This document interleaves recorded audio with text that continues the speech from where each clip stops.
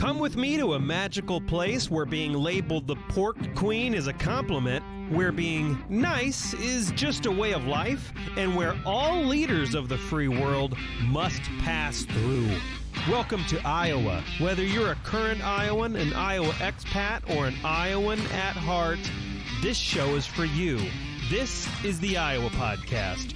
Real Iowans, real talk, no drama. From the Brady Dental Care Studio, I'm Justin Brady, and Halloween's almost here, and so we have to talk to the Sultan of Spook, Mr. Ian Miller himself. You're the owner of Slaughterhouse, but there's something else we're also going to talk about today. But before we get into all that, thanks for coming in. Appreciate it. Yeah, I'm beside myself, you could say. The season has begun. Yeah. This is your big season, but maybe not actually. You have a longer season than I actually initially thought. We're going to talk all about Slaughterhouse and what is basically Haunted House version 2.0 here in Des Moines. But we're also going to talk about a new spooky speakeasy and secret keys and how you can get access to this. It's basically an underground speakeasy that's a little spooky. We're going to talk about that later. But before we do that, have you subscribed yet? Every single week, we bring you incredible Iowans doing incredible things, new stuff you didn't know about. All you have to do to stay hooked into all of it is subscribe at Apple Podcasts, Google Podcasts, iHeart, Spotify, Amazon, and even, yes, we are now on X, formerly known as Twitter. You can subscribe in all of those places. So Ian, obviously, thanks for coming in here. The first question I have to ask, though, because Slaughterhouse, Des Moines-based, like essentially a modern like Haunted House 2.0. Would that be a fair way to say that? I would say maybe that's unfair. I don't know. 6.666. Ooh. Oh. Okay, good save. Good save. First question I have to ask, though, because you have this little promotional truck you drive around, like almost like a bread truck kind of, but there's this like dead corpse hanging in the window. How many times have you gotten pulled over? Well, that's just the product, first of all. The meat wagon, if you will. Yeah. We only get pulled over for selfies. Oh, seriously? Yeah. We're good friends with the authorities, you could say. If you have seen, if you're my generation or one before, Porky's, you got to know the sheriff before you start running business. Do you get a lot of weird looks? Have you ever like in the past gotten in trouble because have people called the police on the truck? Because it looks pretty good. It's pretty convincing. It's like for those that don't know, it's this dead corpse in the passenger side door, and it just dangles there as you drive around. Yeah, we've had a few emails. That's it, really? By concerned citizens. But I think at this point, it's pretty much expected.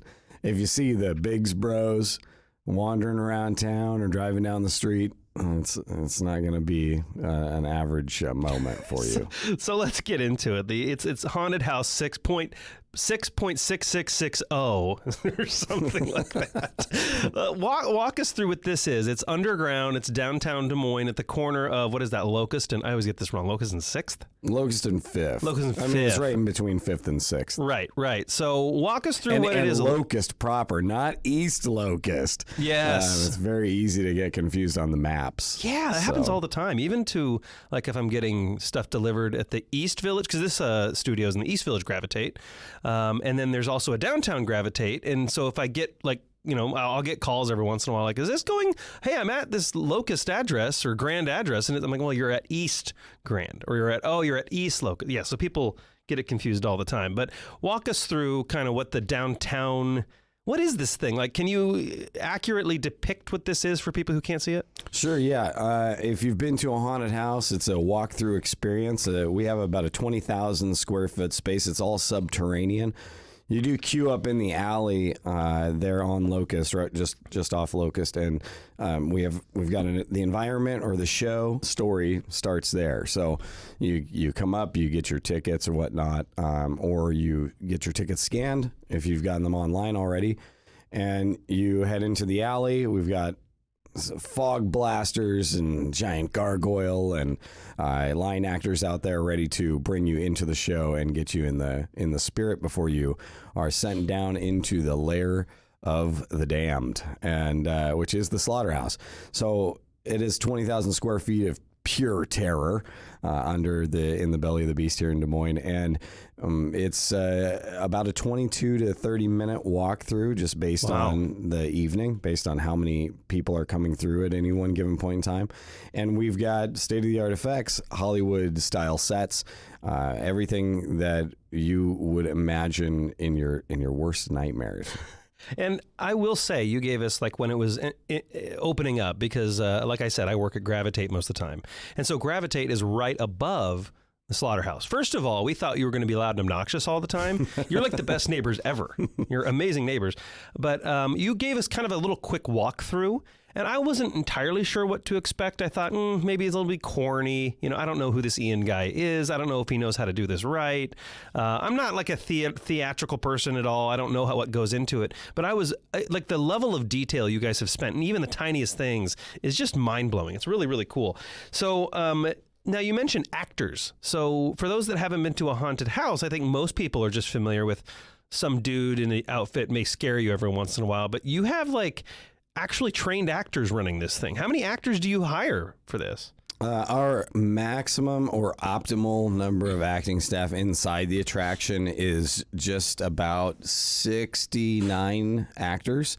So, Gee. and that's our optimal max. So essentially we'll have between 45 and like I said, 69, 70 actors inside the attraction itself. And then we have an operational staff of about a dozen. Goodness. And those folks are the ones helping you get to the queue, the right place in the queue, and then helping you on your way through and on your way out. Now, is it mostly just like a walking experience and look and see, or is it more interactive? Like, can you like paint a word picture there? Sure, yeah. A majority of the attraction is walkthrough. However, we are, I believe, still the only haunted attraction, walkthrough style attraction that offers a partial ride experience. So the ride is a manually operated cart ride, but it does start the show when you get down into the experience. So it simulates an old dark ride type of feel, with a rickety track and oversized carts, and it takes you into the narrative of the location, which is basically a dig site by the Biggs Bros. What is this, Biggs Bro? What is So we have a very steep lore. And our story goes back to the 1850s. We actually have a full 100-page novella that is available on Amazon. It reads like a historical fiction of sorts. And so we have, from location to location, developed that narrative.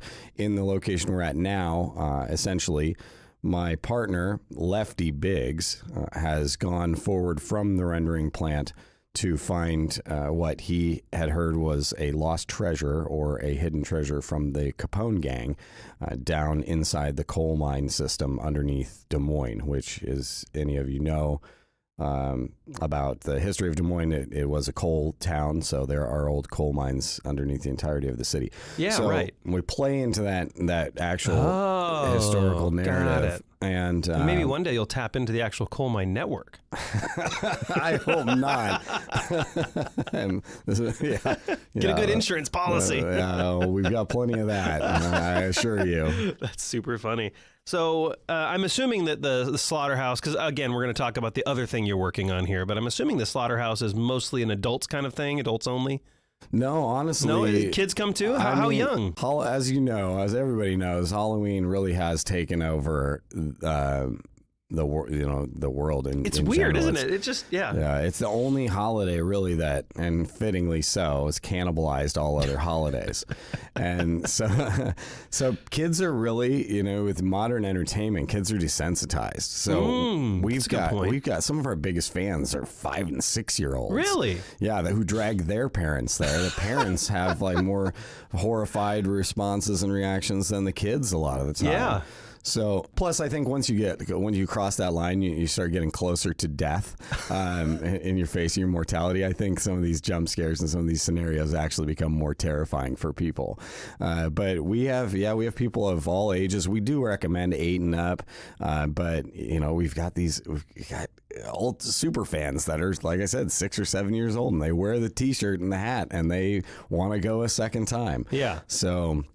Yeah, we don't want to restrict that for the kids that, are cheering for the bigs. Yeah. So is there a science behind like timing and all this? Because it's not as simple as hire an actor, someone comes close to you and scare them, right? And I want to not ruin the experience for people who've never been there as well. So I don't really want to give away surprises. So, but is there a special science to this? You have to get the timing right. Like, is there training involved with making sure people get it right?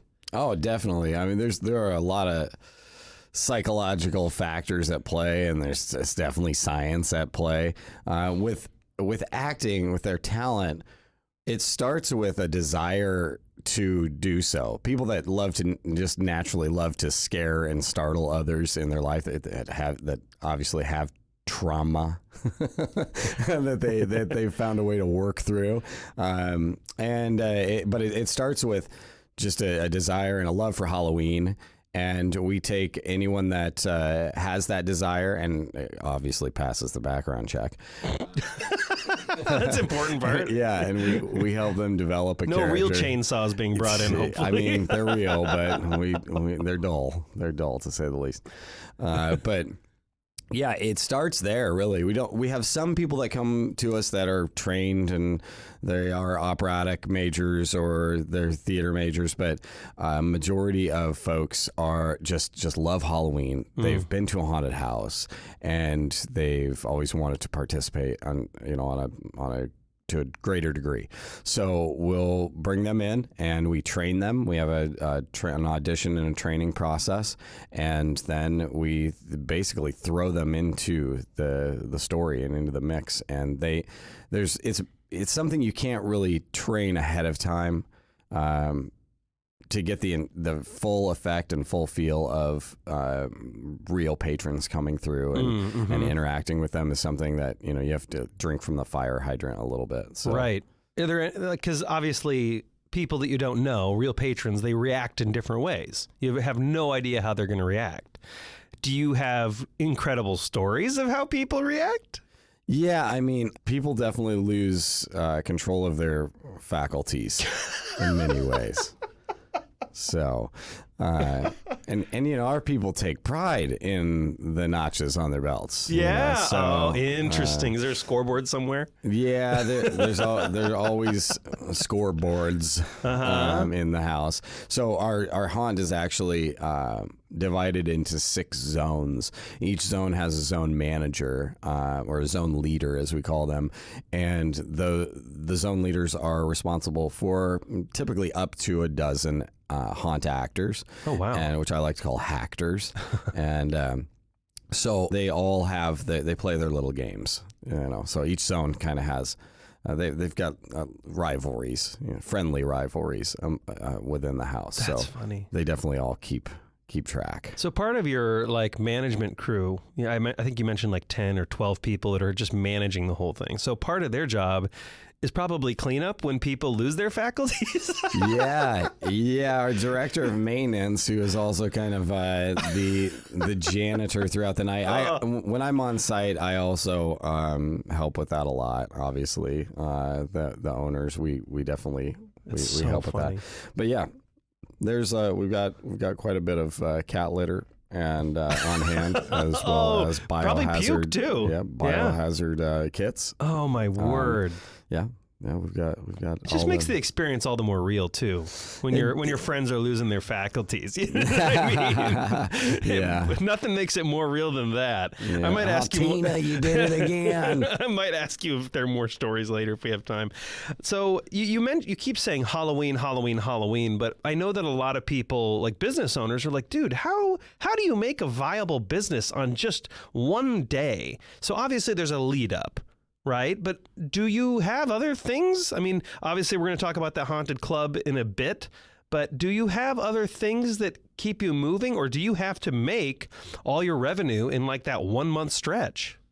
Yeah, if you are solely a haunted attraction, then you have 45 days.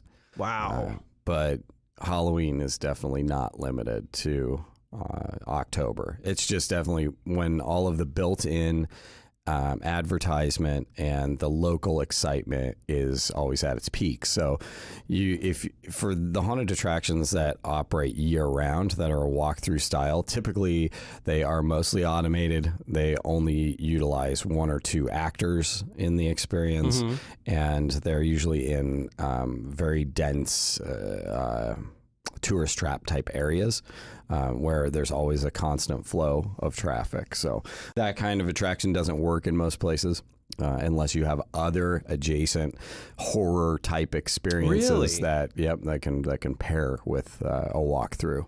So how many, is this kind of a tourism thing for Iowa then? Like, does this attract people to the state or to the area? Oh, definitely. I mean, we saw a huge bolstered number of traveling attendees beginning in 2018 when we partnered with local metal heroes Slipknot, and that brought people from all over the world. We had people from Japan, Brazil, Germany, fans from everywhere, all across the country, and that was kind of the start of the rise and the expansion of our efforts. We had a huge explosion that year, and that led to national attention within the industry, and then started to draw people from year to year. What does that look like? Like a partnership with Slipknot, is it an endorsement kind of thing? Like they're like, hey, this is pretty cool.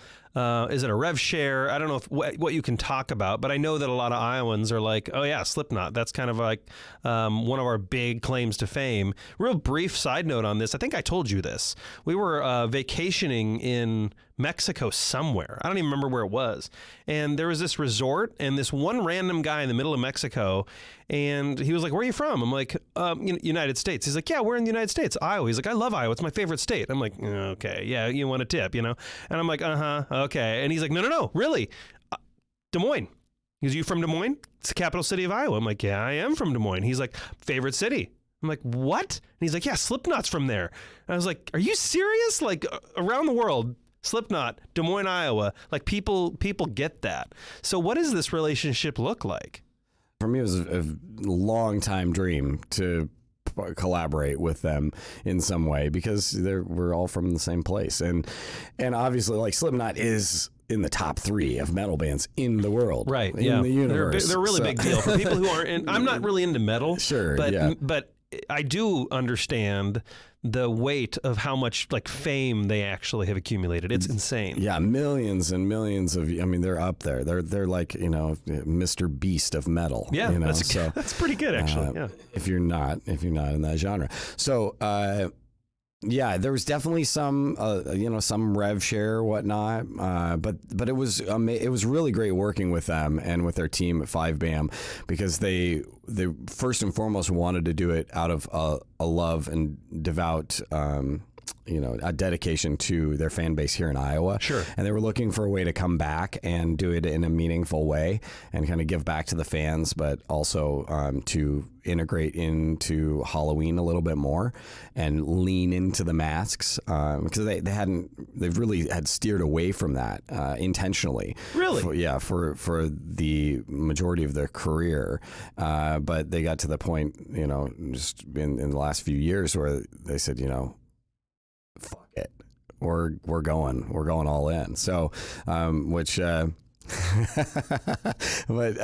so yeah, it was great. It was a really amazing experience, very immersive for their fan base.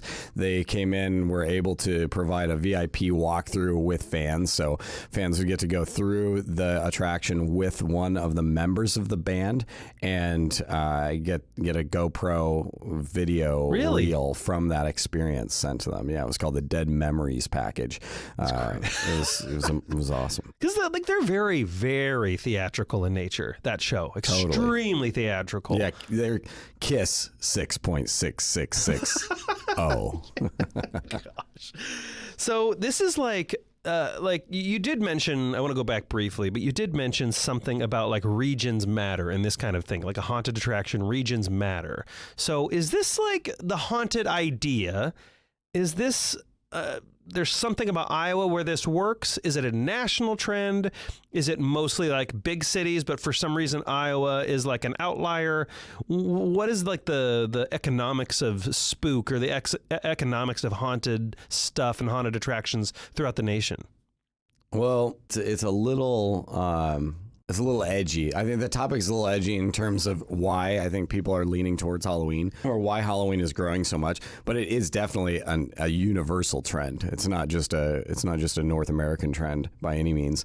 I think values in North America are changing a lot. Family values are changing, and as kind of standardized religions are waning a bit. It's giving way to the dark side. Really? Yeah. So you think a religious change in the country has opened the door to like more haunted? You see these as being tied together. Totally. What? Totally. Yeah. Well, there's like that's interesting. I'm going to get a lot of feedback on that. I can guarantee you. So that's absolutely fascinating. I would have, and you think that's driving a national trend, an international trend. Yeah, yeah. Because I mean, we're the front runners, right? America is like we're the flag in the ground. So for most things, entertainment based, especially so. So basically what you're saying is people aren't going to church anymore, but they're making their Sundays at a haunted attraction now, essentially. New house of worship. Yeah, that's right. Now, I mean, as more, right? Like we'll give your email address out later so that some of the listeners can like complain to you and not me. Stop taking my kids from church. I'll give them your email address for all those complaints. Yeah, as moral fiber starts to deteriorate a little bit, That's crazy. People are more open to experiences that before would have been, definitely frowned upon. And a really interesting thing, though, is that haunted houses actually started with organizations like JC's and churches, like Lutheran churches. Yeah. And it was my mother was actually part of a Lutheran church haunted house called Laugh in the Dark. And that was back in the 70s, and it kind of at the origin point of walkthroughs. And so it's interesting that they actually kind of originated in church basements. That's weird. I didn't know that. It is really strange, and so but now we've evolved to the point where. It's not just normalized. It's like expected and encouraged to go and to attend haunted or horror events by a good percentage of the majority. So we want to talk about the Adventureland partnership but also want to talk about the new thing, because I wanted to at least give some context for the Slaughterhouse, for the people who don't know what that is, because obviously most of our audience is not in Des Moines, it's in Iowa. And so this is a good reason to come into downtown Des Moines and for a day and try out the Slaughterhouse. But you have a new thing, and I knew you were working on something just due to proximity, but all of a sudden, it's Fifth on Fifth Avenue. If you're heading south, which you can now head south and north on part of the street, it's really weird. It's great for us. Yeah. Perfect. Is it really good for you? Okay, well there you go. So if you're heading on Fifth, there's this just tiny little skull sticking out, and that's it. And it's like this hidden door. It's kind of recessed back into the building, and it just says, "Is it just the haunted? Is that all it is?" Yeah, it's basically what is this thing? It's a club essentially. It's like an underground speakeasy club kind of thing. This is like the new thing. I don't think anybody knows about this yet, so you're kind of breaking it here. Can you explain what this is? Yeah, so when we first built the attraction in our location downtown, we designed into the space a micro theater. And our intent always was to expand the immersive offerings of what we do beyond just a standard walkthrough kind of experience. I am a huge fan of alternate reality gaming and immersive theater, out-of-seat theater. And experiences like Meow Wolf and Sleep No More in New York have really changed the map in terms of what you can offer. And people are now looking for out-of-seat theater and something beyond just a seated experience and a staged experience. So we created this small, very, very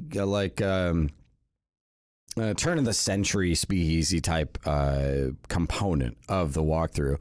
It's right in the middle of the attraction, and with the goal of eventually serving patrons there in a new way. And so we have gnashed the teeth this last year and received a license to serve, and we are going forward opening the Haunt Halloween night.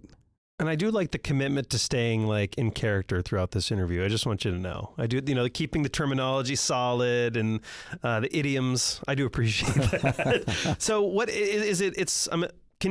I haven't even seen this yet. I did a brief walkthrough because you demoed it of the actual Slaughterhouse, but I have not seen, I don't think anyone has seen outside of you and your crew, what this is. So can you give us a word picture on what is this a 20, well, it's not 24 hours, but is this a year round thing people can access? Is it only during Halloween? Is it a bar? Is there food? Is there entertainment? What does all that look like? Yeah. So that's a lot I just threw at you, but I'll space it out if you need me to. No worries. So again, this is probably the only theater bar in the middle of a haunted attraction in the world. Interesting. So it is quite literally a physical haunted attraction set that you can go and hang out in, or you will be able to. And you'll be able to do that Friday and Saturday nights is when we're starting in November. We're having a special event, soft opening of sorts on Halloween night. Okay. Which we'll have all of our people there, as well as some select patrons. And in order to attend that event, you will need one of our keys. You'll need a key to the haunt, which is another aspect that we are providing, which is a part of that theatrical experience of being a member to a speakeasy in a way that you may needed to have been back in the days of Prohibition, a pass code of sorts, to get into certain aspects.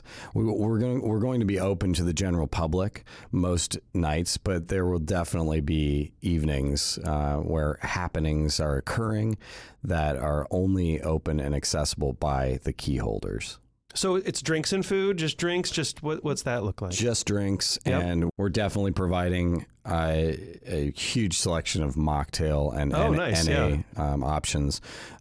We're not huge heavy drinkers, but I mean we love our single malts and whatnot, and our absinthe, which we will have absinthe service, traditional absinthe service as well, but we also enjoy NA beverages, and we know that that's definitely a growing trend as well, and so we're going to provide plenty of those for folks. Yeah, it is a really crazy trend. As I get older, I kind of notice if I have one drink, I'm just like, ugh, the next day. So it is really cool to see a very rapidly growing industry that's like serving people who don't drink. It's interesting. So I know that you dropped a little hint there. And I know that people are going to latch on to it. And so I have to ask, how do you get a key? Ian, how do you get a key? This is what Iowans probably want to know, is how do they get the key to get in? Yeah, I would say currently your best bet to figuring that out would be just to follow along on our socials. Mm-hmm. And if you need to find the socials, if you can't for some reason, you're not very proficient with Google. It is the Slaughterhouse, and if you're in the Des Moines area, it's just going to pop up.